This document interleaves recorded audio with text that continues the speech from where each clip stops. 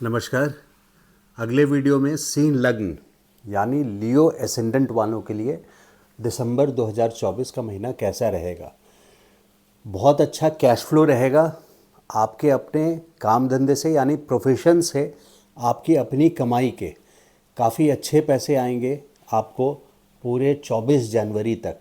यहाँ पे 11th Lord और सेकंड लॉर्ड आय और धन दोनों के स्वामी लग्नेश के साथ चौथे भाव में है यानी आपके घर में है।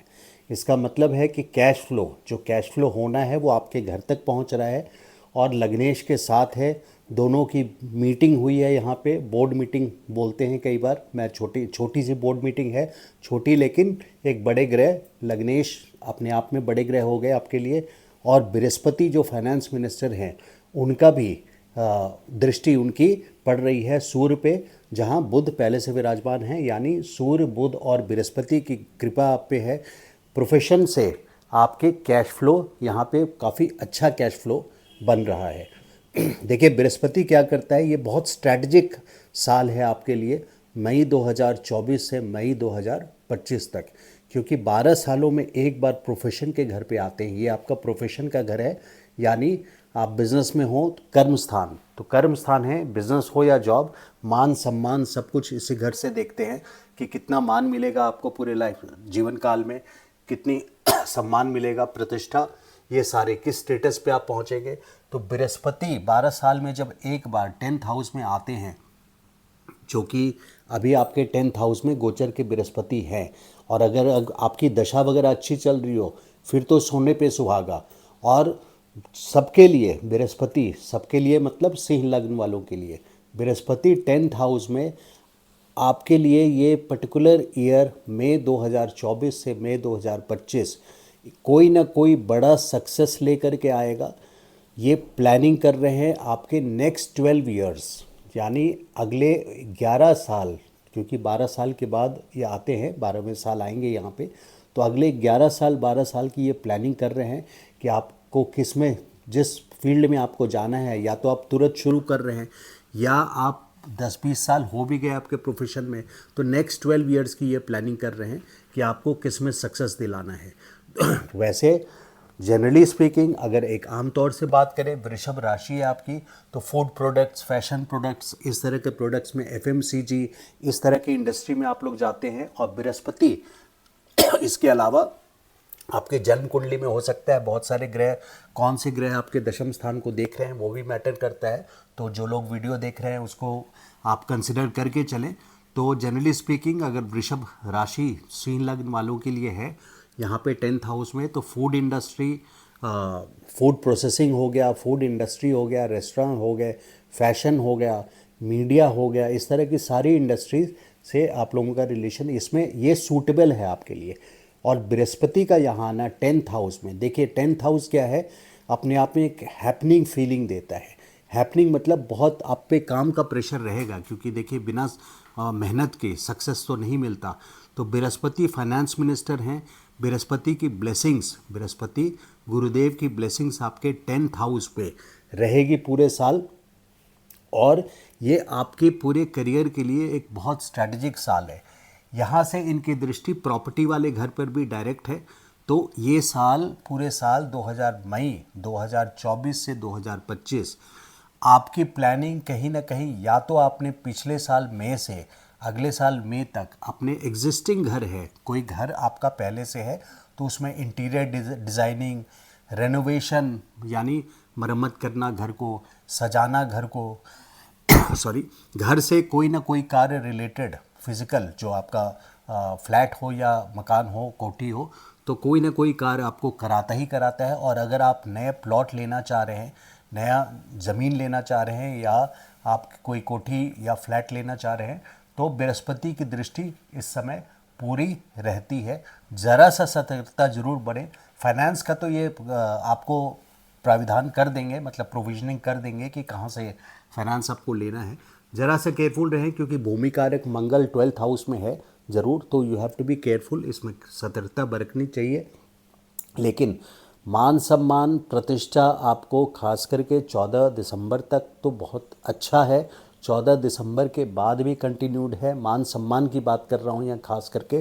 तो 13 जनवरी तक मान सम्मान आपका बहुत अच्छा रहेगा। सूर्य की प्लेसमेंट अच्छी है, 14 दिसंबर तक आपके चौथे स्थान में है और यहाँ सीधी दृष्टि बृहस्पति पे और बृहस्पति की दृष्टि सीधे सूर्य पे जो आपके लग्नेश हैं।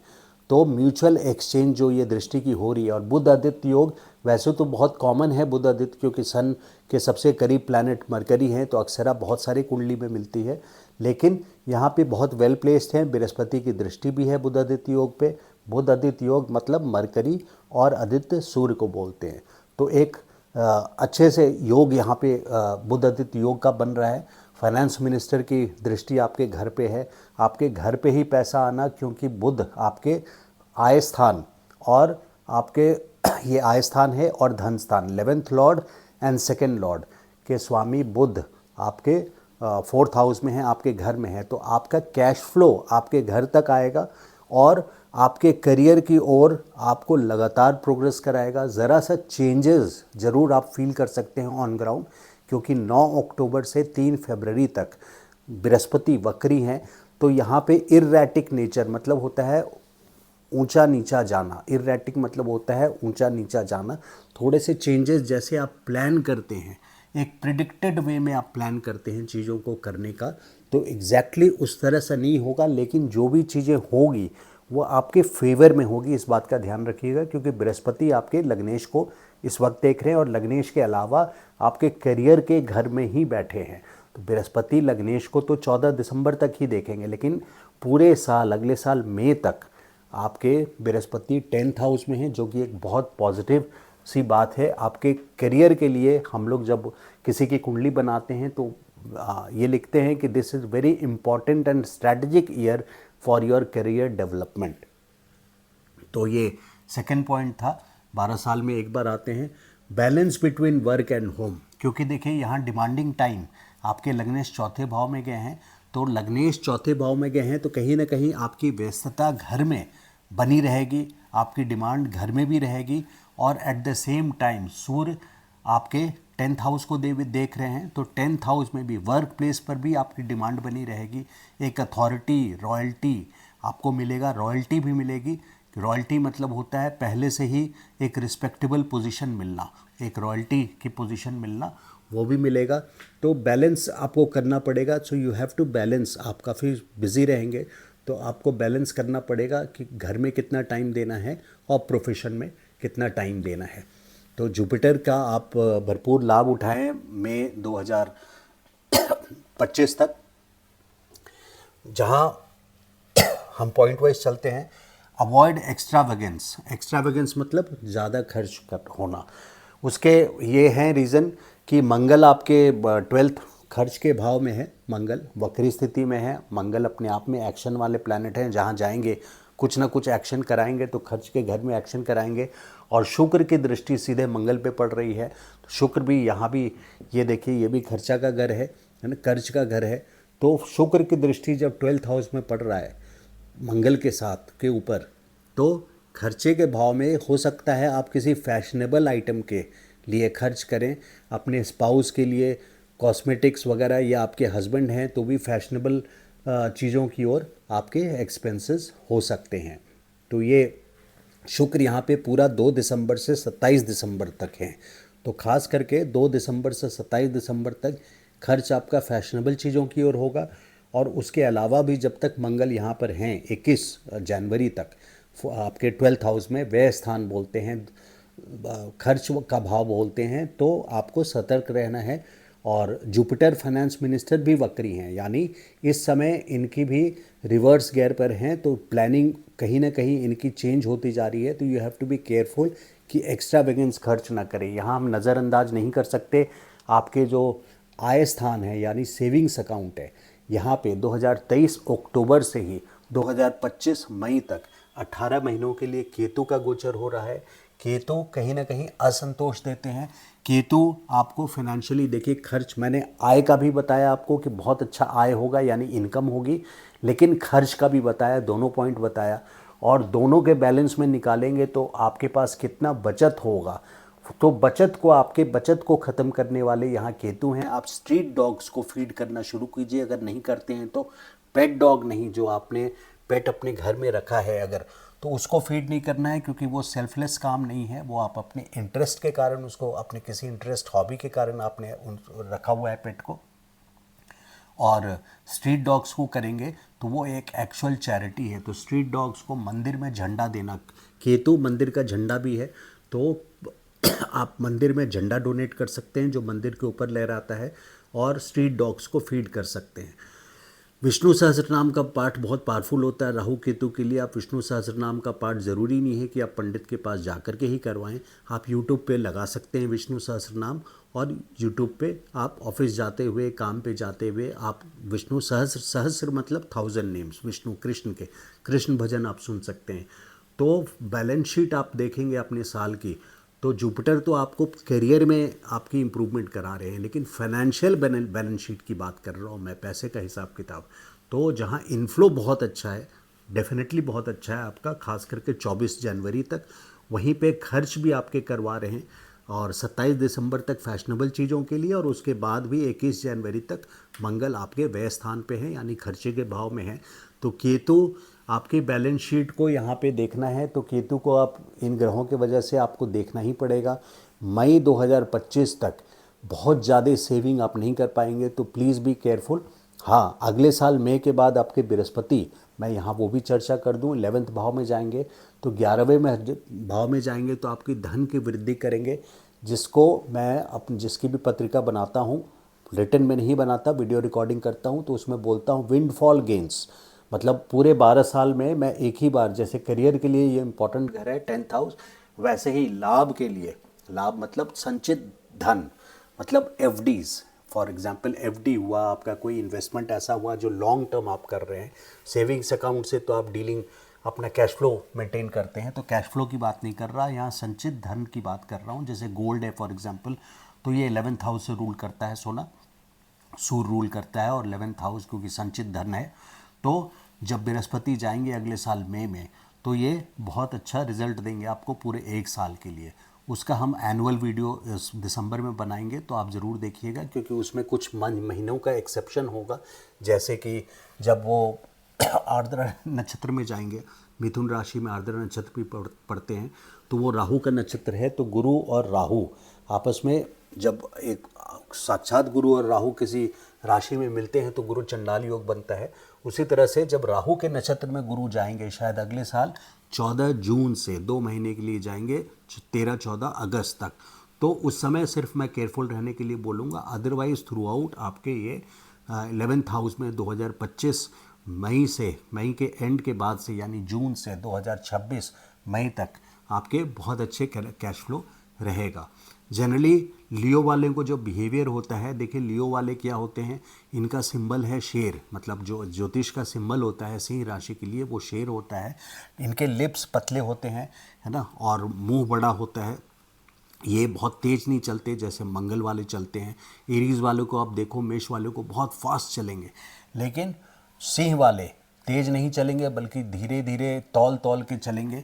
और जब तौल के चलते हैं 4 कदम तौल करके, फिर लेफ़्ट राइट इधर उधर देखेंगे और फिर आगे बढ़ते हैं, तो बहुत नपातुला चाल चलते हैं। इनको एक रॉयल्टी पसंद है, रॉयल्टी से ही ले करके पैदा लेते हैं। ये जहाँ भी बर्थ लेते हैं तो इनका ऐसा रुबाब बन जाता है जहाँ से ये एक रॉयल पर्सनालिटी में गिने जाते हैं। इनकी आवाज़ भी अगर मेल हैं तो काफ़ी होर्स होती है, होर्स यानी शेर की तरह भारी आवाज़ होती है। हाँ, ये चूँकि रॉयल्टी हैं तो कहीं ना कहीं ये लोग, आप लोग ब्रांड के पीछे भी दौड़ते हैं, या प्रेजेंटेबिलिटी, अपना कपड़ा वगैरह ऐसा पहनते हैं जिसमें आप बहुत प्रेजेंटेबल दिखें, और पर्सनालिटी आपकी अच्छी रहती है तो प्रेजेंटेबल दिखें।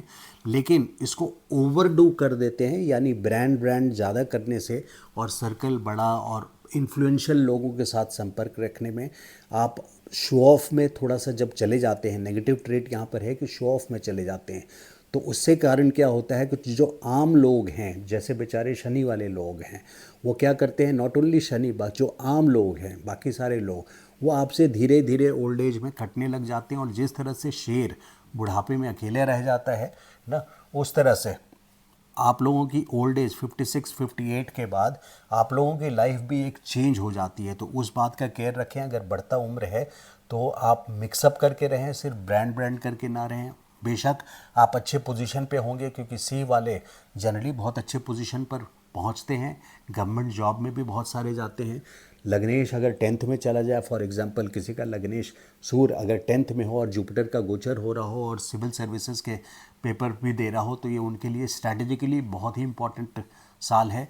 और सिर्फ सिविल सर्विसेज क्यों, जिस जॉब के लिए भी कर रहे हैं, अगर जन्म का सूर्य फॉर एग्जांपल अगर जन्म के सूर्य यहाँ पर है और इस वक्त गोचर का गुरु उसके ऊपर से आप गुजर रहे हैं, स्वीप कर रहे हैं, इज ट्रांजिटिंग ओवर नेटल सन, तो it is a very beneficial position. 12 साल में एक बार होता है जब सूर्य के ऊपर से, जन्म के सूर्य के ऊपर से गोचर के गुरु जाएंगे।